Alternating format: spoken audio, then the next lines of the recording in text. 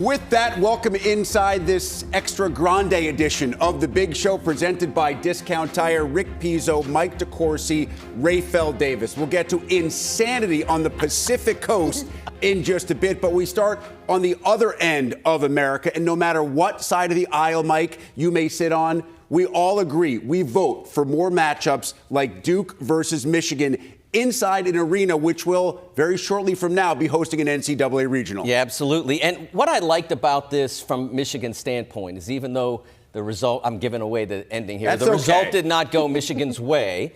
But what I liked about it is if you think back to 1996, Kentucky, they had showed such a degree of dominance, and it just felt like the game was starting to be easy. And they were reminded in the SEC tournament against Mississippi State in the final that it wasn't. And then they went out and dominated for a championship. Michigan needed that. See, I'm normally not about moral victories, but tonight I'm about moral victories because what I learned from this game, Michigan played their worst game of the season, but they were 2 possessions away from beating the number 2 team in the country in the Duke Blue Devils. This Michigan's team is for real. You don't see a lot of non-conference matchups at any level late in February. You certainly don't see number 1 versus number 3 and future NBA stars like Yaxel Lendeborg and Cam Boozer, but that's what we got. Dusty May and Michigan, John Shire and Duke. First half, Michigan down by 3. There's that guy, Yaxel. 16 of his game-high 21 coming in the first half. Later in the half, Duke down a pair. It's Boozer off the pick and roll. How about that move? 2 of his team-high 18 also had 10 rips and 7 dimes. Michigan down by 1 until Merez Johnson and Elliot Cadeau worked the 2-man game. That's just plain nasty. Merez had 13, including the 2-handed Thunder Chunky. Second half, under 4 minutes to go. Wolverines down by 4. You got to go to the guy who gets you there. It's Lendeborg for 3. Cuts the lead to 1 with under 4 minutes to play in the game, but Duke would answer right back, running some really smooth offense. Ends with the Isaiah Evans alley-oop throwdown. Evans had 14. Michigan letting it slip away a bit, down by 5, but Adai Mara with the sweet drop step and finish. Mara had 10. Michigan back within 1 possession. Next time down the court, it's Boozer showing off all of his games. 6 of 10 from the floor, so efficient, extending Duke's lead to 6. Michigan counters. It was a rough shooting night for Elliot Cadeau, just 1 of 8. But the one was awfully big, brings the Wolverines within 3. On the other end of the floor, controversial call here. Mara comes up with the block on Boozer. It appeared to be on its way up, but goaltending is called. Let's have another look. The officials determined the call was actually confirmed, not just upheld. So after the challenge, Duke gets the bucket anyway to go up by 5, back to 3. Patrick Gungba gets the offensive board. That was the story of this one as Duke dominates on the glass and knocks off Michigan 68-63. Just the second loss of the season for Dusty May and the Wolverines. It's good because we're going to learn a lot from it. And we've got to turn our focus back to the Big Ten, where we have 4 games remaining and every one of them is a Big Ten championship caliber game. And so whether we won this or we lost, it's going to be what can we learn from it. Let's turn the page. Obviously, we want the best seed and we want more optionality across the board. But it's over now, and so it's. Am I glad we lost? No. Is this something? Are there a lot of lessons we can learn? Absolutely.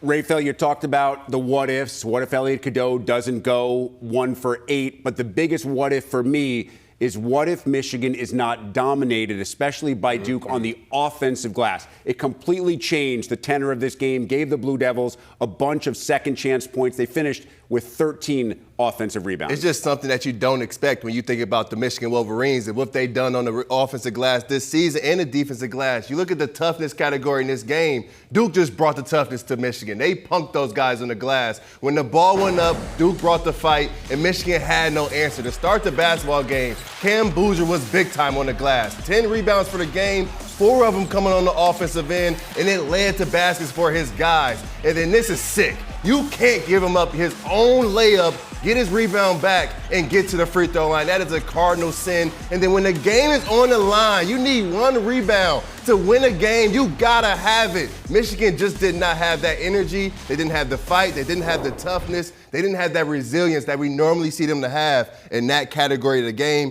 And then their guards did not play well. And we know in March, guards make you go. You look at their backcourt as a combined unit, 2 for 14 from the three-point line. That's not going to beat good teams. One of the things that was bothersome about Michigan's approach or how it worked out, I don't think it was necessarily game plan, but the way the game developed was the lack of focus on getting the ball inside, making Cameron Boozer a defender. You have 3 offensive options. Now, I realize that Adai Mara's foul trouble caused him problems relative to being out on the floor. But you have 3 options that can all force Cam Boozer into guarding, and they got almost no opportunities offensively in the first half when the game was yours to establish. That was a huge part of why this game did not go in the way that it could have gone for Michigan. You look at these numbers. This is the first half, 11 of 14. 11 of 14, they're shooting 79% from two-point range when they get the ball inside. The big guys barely missed a shot throughout the first half. They were 10 of 13, but they kept firing from three-point range. The guards were much too stagnant. The ball was not touching the paint. You're not winning the biggest games unless the ball gets to the paint, either by entry passes, which is fairly rare these days, depending on the team, or you drive it there, you get it there, and then you kick out or you drop down. But you have to get the ball to the paint, and it wasn't going. Again, a loss is a loss, but it is a non-conference loss, and many believe it is a loss that Duke would potentially have to defend against Michigan, looking for revenge if these teams see each other again in the NCAA tournament, which I don't think would be a shock to any of us. You want to talk about shocks? I show you what happened out west. Illinois, UCLA. We would work some extra basketball in this one. Pick it up second half. UCLA had been down by 20-plus. Back come the Bruins all the way. Sky Clark, the step-back 3. It's a one-possession game. Next offensive possession for UCLA, Eric Daly. We are tied up at 56 as UCLA comes all the way back. 7 minutes to play. It's Donovan Dent off the screen to Daly. Gets the rattle and roll. 74-71. UCLA, 3 minutes to play. 1 point Bruin lead. Tyler Bilodeau, so good with that mid-range game. UCLA back up by 3, just over a minute to go. Illinois still down by 3. You got to give Ben Humrickhouse a lot of credit because he made some big plays in this game, made some big shots, knocked down that one to tie it at 84 and send us to overtime. In OT, 3 minutes left. UCLA down by 1. Dent driving, trouble. Xavier Booker, double-digit assists once again for Donovan Dent. UCLA goes up by 1. Bruins now back down by 1. It's Dent driving left side, but there's Humrickhouse for the block, keeping Illinois up by 1. It is still a 1-point game as we go to the final 20 seconds. Trent Perry driving. Trent Perry this time is fouled by Humrickhouse. Perry would go to the free throw line and calmly knock down a pair to give UCLA the 93-92 lead. On the other end, Humrickhouse misses. Keaton Wagler, right place, right time. Illinois up by 1. Final chance for UCLA. Is this Tyus Edney? It's Donovan Dent going the route in 4 seconds. How about the hero postgame with Jimmy Jackson? Walk me through that last play when Mick Cronin called it up and you knew you were going to have the ball in your hands. Yeah, I mean, that actually happened a couple years ago with me at New Mexico.